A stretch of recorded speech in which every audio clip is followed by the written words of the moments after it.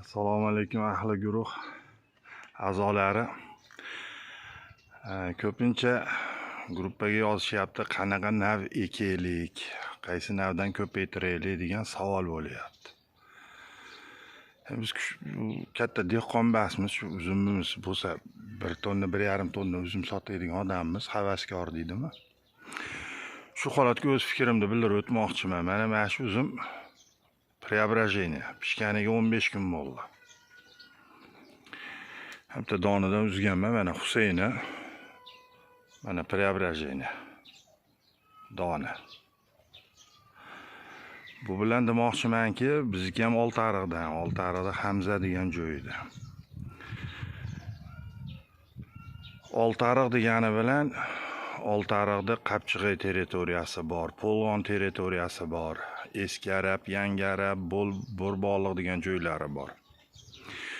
U joylar bizdan 15 kun, kerak bo'lsa 20 kun oldinda yuradi. Bu yerda hozir Rizamat ota uzumlari bu 15 kun oldin ularda sotilish boshlangan.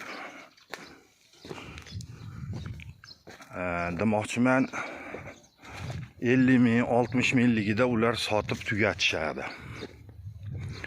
Eng oxiri sotsa 40 mingdan sotadi ular. Bizda Hamza kechki bo'lganligi uchun bizda rizamatlar kech pishadi. Sal yerimizaki bo'lganligi uchun mana rizamatlar endi rang olyapti. Mana. Orada hali rang olmagani o'ta ko'p.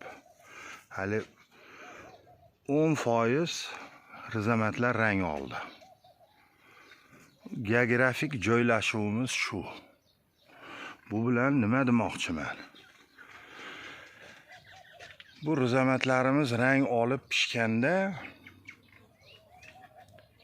rizamati narxi 10 mingdan 15 minggacha bo'ladi. Endi men Food City Toshkentda yoki Alayskiga qilinadigan narxni aytmayapman. Oltiariqda Optim bozori narxini aytyapman. Shu rizamatlar rasa narx tushgan paytga pishadi. Endi mana preobражение. Mana pishganiga почти 15 kun bo'ldi. Mana rizamatni yaxshi bir donini oldiga qo'yyapman mana. Demoqchi bo'lganim, o'zlaringda o'sha joylashgan joylaringga qarab, o'sha sharoitdan kelib chiqib nav tanlaylar. Masalan, mana shu uzumlar, mana doni yomon emas, voshi yomon emas, mana rizamatda. Mana shu uzum 15 minggacha sotiladi, sotilsa. Ana iyulda oxiriga mana pishadi. Unda уже hamma rizamat, ko'pchilikda rizamat pishadi, bozorda narx tushib ketadi demoqchiman. Bozorda narx tushadi. Rizamati zo'r bo'lgani bilan bozor narx ko'tarmaydi. Endi ko'taradi, o'ta zo'r bo'lsa o'sha Toshkentga, Alayski bozoriga yoki o'sha Food City bozoriga ko'taradi.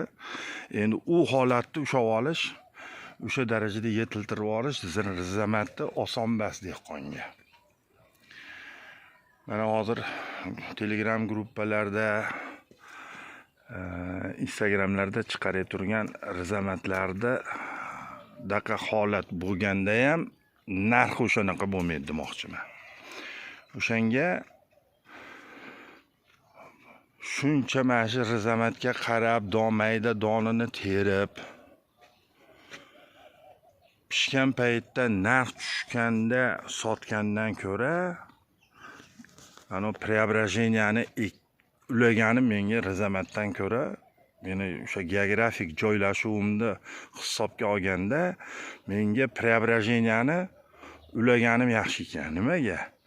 15 kun oldin pishganda, xo'p, 25 ming bo'ladimi, 30 ming bo'ladimi, o'sha paytda sotib olaman. Lekin rizamatimni o'sha narxda sotishga men qiynalaman. Uning uchun oktyabrgacha urushashim kerak. Zo'r narxga sotish uchun oktyabrgacha urushab turishim kerak. Bu uzumda.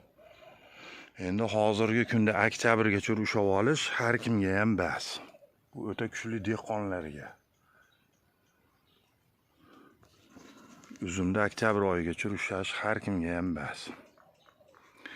Shuning uchun nav tanlashda o'sha o'zlaringda geografik joylashuvlaringga qarab uzum qaysi paytda pishyapti, nima bo'lyapti, qana bo'lyapti.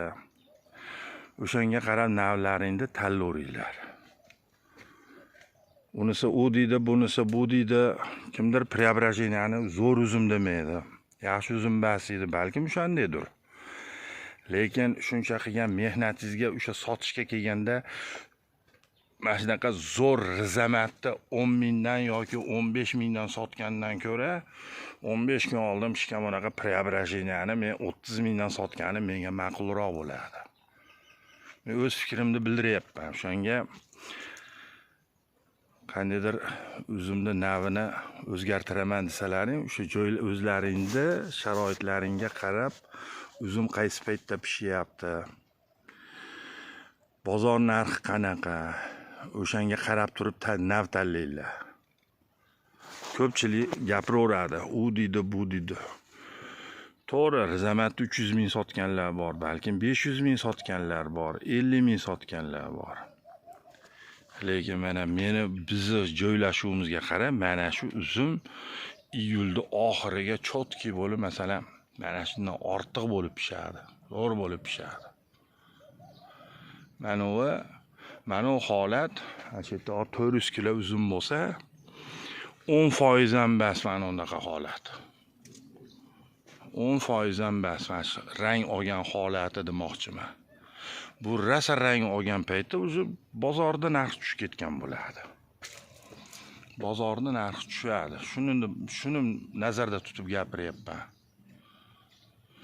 Shuning uchun nav tanlashda o'zlaringda sharoitlaringga qarab nav tanlaylar. Aytyapman, shu rizamatni o'rniga doni chotki mana shu rizamatni mana preobrazheniyani qo'yyapman rizamatni oldiga. Mana shu preobrazheniya. Men rizamatni o'rniga preobrazheniya qilsam, meni sharoitimga 15 kun oldin, rizamatni 15 kun oldin mana shu preobrazheniya pishib bersa, xudo xolasa, o'rtacha 25 mingdan 30 minggacha narxda sotaman. Bu menga foyda. Mana u pishganda 10 ming, 15 ming sotgandan ko'ra bu o'zimda fikrimni bildirib o'tdim. Nav tanlay turganlarga. Shu sharoitlaringga qarab nav tanlaylar. Kimdir avatar zo'r deydi, kimdir Lamborghini deydi, kimdir manikür finger deydi, boshqa navlar. Sharoitlaringga qarab ish tutinglar. Saqlalsalaring, o'sha kunga yetkaziralsalaring, kuzga navlarda ekinglar. O'sha kech aynaqaga yetkazib olib borolmasalaring, aqllaring yetmasa, vaqtli pishadigan sortlarga o'tkazdiringlar. Shu men o'z fikrimni bildirib o'tdim. Hammaning dehqonchiligiga Allohim barakasini bersin.